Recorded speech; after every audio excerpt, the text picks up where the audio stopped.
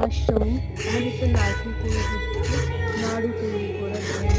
অনেক রকমের নাড়ু তৈরি, এটা তো নাড়ু হচ্ছে এবং তালের পাখি, তা থেকে গুলগুলি তৈরি হবে। এবং আমাদের মন্দিরে ঠাকুরকে দেখলাম, খুব সুন্দর ঠাকুর। জন্মাষ্টমী তো কৃষ্ণের এক জন্মদিন। আজকে আমাদের সকলের যেমন হ্যাপি বার্থডে হয়ে থাকে, তেমন তো আজকে শ্রীকৃষ্ণের হ্যাপি বার্থডে বা শুভ জন্মদিন এবং শুভ জন্মাষ্টমী। সব প্রত্যেককে শুভেচ্ছা জানাই। আমাদের সব পুজোর যন্ত্রপাতি সব রেডি হয়েছে, তো সবাই দেখতে পাচ্ছ তো, খুব সুন্দর। প্রত্যেককে যেন আজকে শুভ জন্মাষ্টমীতে ভালো কাটে, প্রত্যেকটি মানুষের খুব সুন্দর আনন্দে আনন্দে যায়।